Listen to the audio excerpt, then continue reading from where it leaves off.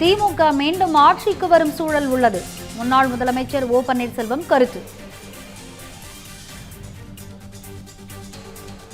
திமுக மீண்டும் ஆட்சிக்கு வரும் சூழல் உள்ளதாக முன்னாள் முதலமைச்சர் ஓ பன்னீர்செல்வம் கருத்து தெரிவித்திருக்கிறார். சிறப்பாக செயல்பட்டதற்காக முதலமைச்சரை சந்தித்து பாராட்டு தெரிவித்தேன் என்றும் ஓபிஎஸ் தெரிவித்திருக்கிறார். அண்மை செய்தியை பார்க்கின்றோம்.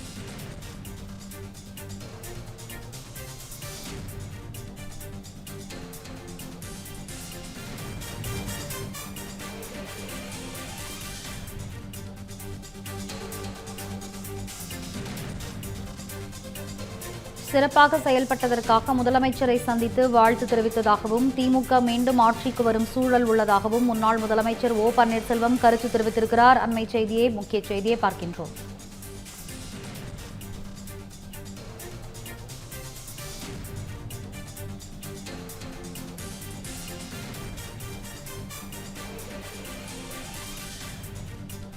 திமுக மீண்டும் ஆட்சிக்கு வரும் சூழல் உள்ளதாக முன்னாள் முதலமைச்சர் ஓ பன்னீர்செல்வம் கருத்து.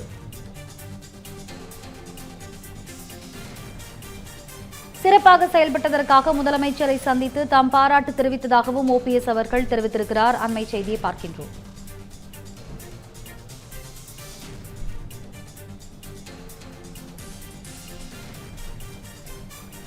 திமுக மீண்டும் ஆட்சிக்கு வரும் சூழல் இருப்பதாக முன்னாள் முதலமைச்சர் ஓ பன்னீர்செல்வம் கருத்து.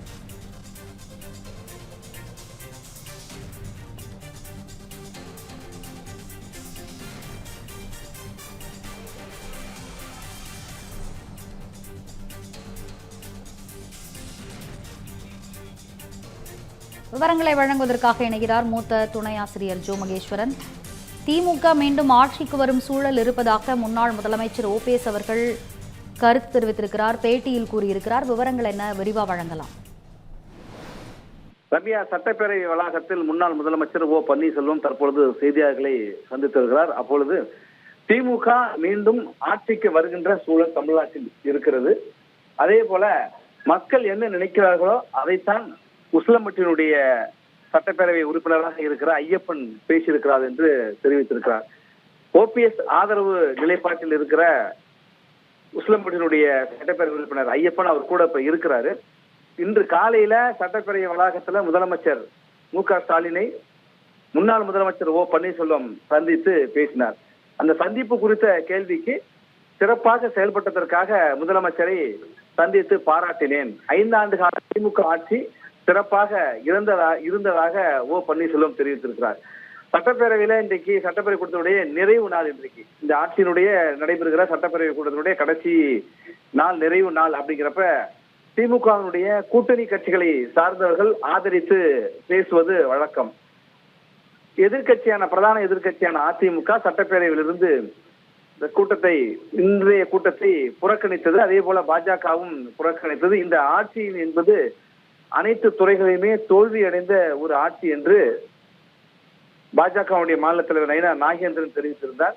எங்களுடைய திட்டங்களுக்கு, நாங்கள் கொண்டு வந்த திட்டங்களுக்கு ஸ்டிக்கர் ஒட்டி கொண்டிருக்கிற அரசாக இருக்கு என்று முன்னாள் முதலமைச்சர் எதிர்க்கட்சி தலைவர் எடப்பாடி பழனிசாமியும் தெரிவித்திருந்ததை பார்க்க முடிகிறது. இந்த சூழல்ல தேசிய ஜனநாயக கூட்டணியில இருப்பார் என்று எதிர்பார்க்கப்பட்ட ஓ பன்னீர்செல்வம் இன்றைக்கு திமுக ஆதரவு நிலைப்பாட்டை எடுத்திருப்பதை பார்க்க முடிகிறது. காலையில முதலமைச்சர் போய் சந்திக்கிறாரு. அதை தொடர்ந்து சட்டப்பேரவையில உறுப்பினர்கள் எல்லாம் நன்றி தெரிவித்து பேசுவாங்க.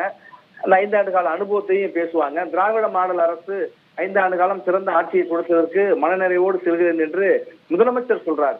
ஆட்சி சிறப்பாக இருக்குன்னு திமுக கூட்டணி கட்சிகள் சொல்றாங்க. ஆனால் எந்த ஆதரவு நிலைப்பாடும் எடுத்திருக்காத கடந்த 2021 அதிமுக சார்பில் போட்டியிட்டு அதிமுகவின் உறுப்பினராக இப்போது வரை கருதப்படுகிற உசிலம்பட்டி ஐயப்பன் மிக சிறப்பான ஒரு ஆட்சி என்று திமுகவினுடைய அரசை பாராட்டுகிறார். மக்கள் என்ன நினைக்கிறார்களோ அதைத்தான் ஐயப்பனும் பேசியிருக்காருன்னு ஓ பன்னீர்செல்வம் சொல்றார். சிறப்பாக செயல்படுவதற்காக முதலமைச்சரை பாராட்டினேன் என்று பன்னீர்செல்வம் சொல்றார். மீண்டும் திமுக ஆட்சி வரும் சூழல் இருக்கிறது என்றெல்லாம் சூழல்களை வைத்து பார்க்கின்ற பொழுது கடந்த சில நாட்களாக நடைபெறுகின்ற நிகழ்வின் அடிப்படையில் பார்க்கின்ற பொழுது முன்னாள் முதலமைச்சர் ஓ பன்னீர்செல்வம் திமுக நிலைப்பாட்டை எடுத்து விட்டார். அல்லது இப்ப என்ன வந்திருக்கிற அடுத்த கேள்வின்னா அவர் திமுகவிலேயே சேர போறாரா அல்லது பண்ருட்டி ராமச்சந்திரன் போல, பண்ருட்டி ராமச்சந்திரன் எப்படி எம்ஜிஆர் அதிமுக ஒரு கட்சியை தொடங்கினாரா அது போல இவர் ஒரு கட்சி தொடங்கி கூட்டணி வைக்க போகிறாரா அல்லது திமுகவிலேயே சேர போகிறாரா என்கிற கேள்வி எழுகிறது. ஏனென்றால் இவருடைய தீவிர ஆதரவாளராக இருந்த வைத்தியலிங்கம் திமுகவில் சேர்ந்திருக்கிறார். அதே போல PH மனோஜ் பாண்டியன் திமுகவில் சேர்ந்திருக்கிற சூழல்ல இருக்கிறது இந்த 4 எம்எல்ஏக்களை இவங்க 2 பேர் தான், OPS-ம் ஐயப்பனும் தான். இப்ப இவங்க 2 பேரும் திமுகவில் சேர போறாங்களா இல்ல ஒரு கட்சியை உருவாக்கி அணி சேர போறாங்களா என்பதை அடுத்தடுத்த நாட்கள்ல பார்க்கலாம் ரம்யா.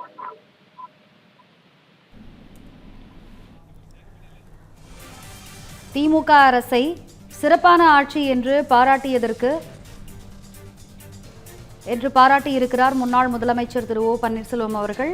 திமுக ஆதரவு நிலைப்பாட்டை தற்பொழுது அவர் எடுத்திருக்கிறாரோ என்று நம்மால் யூகிக்க முடிகிறது. விவரங்களை விரிவாக வழங்கியமைக்கு நன்றி ஜோ மகேஸ்வரன்.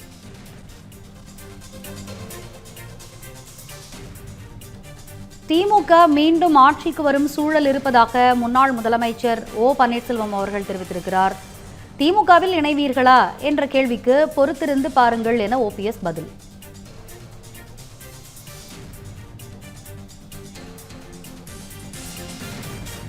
திமுக மீண்டும் ஆட்சிக்கு வரும் சூழல் உள்ளதாக முன்னாள் முதலமைச்சர் O பன்னீர்செல்வம் பேட்டி.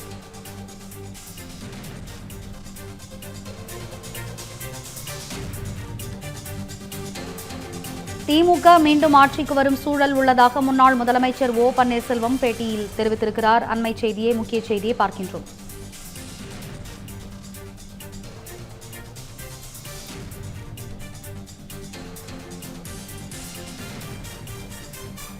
சிறப்பாக செயல்பட்டதற்காக முதலமைச்சரை சந்தித்து பாராட்டு தெரிவித்ததாக OPS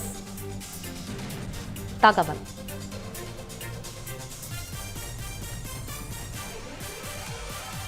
சிறப்பாக செயல்பட்டதற்காக முதலமைச்சர் திரு ஸ்டாலினை சந்தித்து பாராட்டு தெரிவித்தேன் என்று OPS அவர்கள் தெரிவித்திருக்கிறார். அண்மை செய்தி.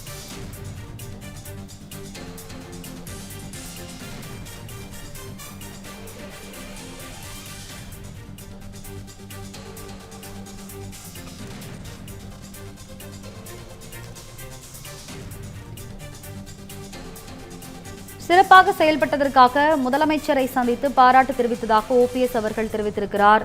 திமுக மீண்டும் ஆட்சிக்கு வரும் சூழல் தற்பொழுது இருப்பதாக திரு OPS அவர்கள் கருத்து தெரிவித்திருக்கிறார்.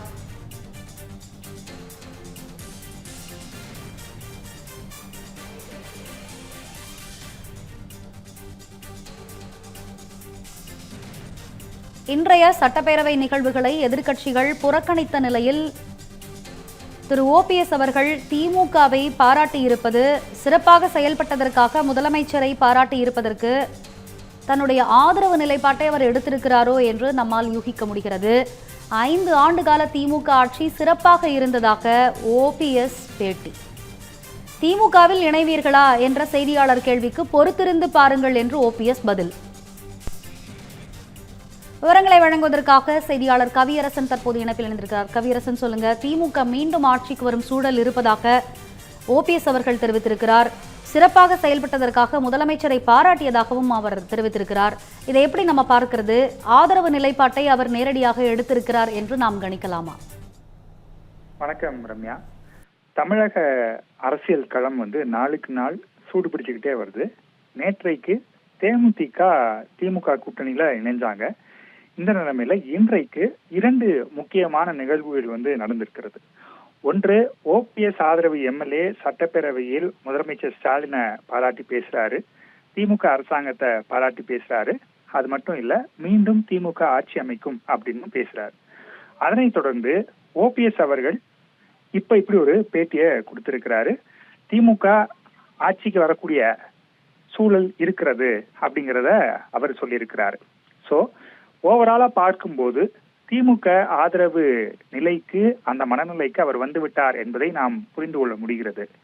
இதுல கொஞ்சம் நம்ம பின்னாடி போய் பார்த்தோம் அப்படின்னா, சில ஆண்டுகள் முன்பு போய் பார்த்தோம் அப்படின்னா, OPS அவர்கள் தர்ம யுத்தம் நடத்தின போது அவர் மேல துரோகி அப்படின்னு குற்றம் சாட்டினாங்க அதிமுக தரப்புல இருக்கிறவங்க. குறிப்பாக சசிகலா அவர்கள் திமுகவினரோடு சிரித்து பேசுகிறார் OPS, அவரு எப்படி அதிமுக காரராக இருக்க முடியும் அப்படிங்கிற மாதிரி எல்லாம் பேசினாங்க. அதாவது திமுகவினருடன் சிரித்து பேசுவதை கூட வந்து நாங்க அனுமதிக்க மாட்டோம் அப்படிங்கிற மாதிரியான டோன்ல அவங்களுடைய பேச்சு இருந்தது. ஆனால் இன்றைக்கு அதே பன்னீர்செல்வம் திமுக வெற்றி பெறும் சூழல் இருக்கிறது அப்படின்னு அவர் பேசியிருக்கிறாரு. இதுல கடந்த காலங்களில் நிறைய நடந்திருக்கிறது. அதிமுகவுக்குள்ள வர்றதுக்கு அவர் பல முயற்சிகளை மேற்கொண்டாரு, அது நமக்கெல்லாம் தெரியும். நீதிமன்றத்துல தொடர்பான வழக்குகள் கூட நிலுவையில் இருக்கிறது. இரட்டை தலைமை இருந்தது, அப்புறம் அது ஒற்றை தலைமையாக மாறியது, ஓபிஎஸ் அங்கிருந்து வெளியில வந்தது, நீதிமன்றத்துல வழக்கு போட்டது, இப்படி இது கடந்த சில ஆண்டுகளாக ஒரு நீண்ட தொடர்ச்சியாக நடந்து வருகிறது. இறுதியாக வந்து எனக்கு எந்த பொறுப்புமே வேண்டாம், அதிமுகவுக்குள் என்னை சேர்த்துக் கொள்ளுங்கள், எந்த நிபந்தனையும் எனக்கு கிடையாது அப்படின்னு அவர் சொன்ன பிறகும் கூட எடப்பாடி பழனிசாமி அவர்கள் ஓபிஎஸ்ஐ இணைத்துக் கொள்ள தயாராக இல்லை. இன்னும் வெளிப்படையாக சொல்ல வேண்டும் என்றால் அதிமுகவுக்குள் நுழைவதற்கான கதவை வந்து இழுத்து சாத்திட்டாங்க. ஓபிஎஸ்ஆல இனிமே உள்ள போக முடியாது அப்படிங்கிற நிலைமை வந்துருச்சு. அதற்கு அவர்கள் சொன்ன காரணம், கட்சிக்கு எதிராகவே வழக்கு தொடர்ந்திருக்கிறாரு, கட்சி அலுவலகத்துக்குள்ள நடந்த தாக்குதலுக்கு இவர் தான் பொறுப்பு, அப்படிப்பட்டவரை மீண்டும் எப்படி வந்து அதிமுகவுக்குள் சேர்க்க முடியும் அப்படின்னு எடப்பாடி பழனிசாமியும் அவருடைய ஆதரவாளர்களும் நிர்வாகிகளும் கேள்வி எழுப்புறாங்க. ஓபிஎஸ் தரப்பை பொறுத்த வரைக்கும் நான் வந்து ஜெயலலிதா மற்றும் எம்ஜிஆர் அவருடைய தொண்டர் என்ற அடிப்படையில என்ன நீங்க மீண்டும் சேர்த்துக்கணும் அப்படின்னு அவர் சொல்லிக்கிட்டு இருந்தாரு. ஆனா இது எதுவுமே நடக்கல. அதன் பிறகுதான் தற்போது இப்ப அவர் இந்த ஸ்டாண்டை எடுத்திருக்கிறாரு. இதுல ரெண்டு விஷயம், அவரு திமுகல சேர போறாரா அல்லது தனியாக ஒரு கட்சி ஆரம்பித்து திமுக கூட்டணியில இணைவாரா, இல்ல எதுவுமே இல்லாம திமுகவுக்கு என்னுடைய ஆதரவு அப்படின்னு அவர் வந்து அந்த நிலைப்பாட்டை எடுப்பாரா அப்படிங்கிற கேள்விகள் எல்லாம் எழுந்திருக்கிறது. இதுல இன்னொரு விஷயம், கடந்த நாடாளுமன்ற தேர்தலில் ராமநாதபுரம் தொகுதியில சுயேட்சையாக போட்டியிட்ட ஓபிஎஸ் வந்து குறிப்பிடத்தகுந்த வாக்குகளை வாங்கியிருந்தாரு, நல்ல வாக்குகளை வாங்கியிருந்தாரு, அதிமுகவை விட அதிக வாக்குகளை அவர் வாங்கியிருந்தாரு. அதையெல்லாம் வைத்து பார்க்கும்போது இன்னும் சில தொகுதிகளில் சில இடங்கள்ல அவருக்கான செல்வாக்கு என்பது ஒரு குறிப்பிடத்தக்க அளவுக்கு இருக்கிறது அப்படின்னு அரசியல் பார்வையாளர்களும் விமர்சகர்களும் சொல்றாங்க. எனவே வந்து ஓபிஎஸ் உடைய அடுத்த கட்டம் என்னவாக இருக்க போறதுங்க நம்ம பொறுத்திருந்து பார்க்கணும் ரம்யா. கவியரசன், இத்தனை ஆண்டு காலம் வந்து அதிமுகவின் ஒரு முன்னணி முகமாக பார்க்கப்பட்ட திரு ஓபிஎஸ் அவர்கள் பலமுறை முதலமைச்சராக கூட அதிமுகவிற்காக இருந்திருக்கிறார். தற்பொழுது திமுக ஆதரவை நிலைப்பாட்டை எடுத்திருக்கிறார் என்றால் திமுக இதை எப்படி பார்ப்பாங்க? தேர்தலுக்காக திமுக ஓபிஎஸ் அவர்களை ஏற்றுக்கொள்ளுமா?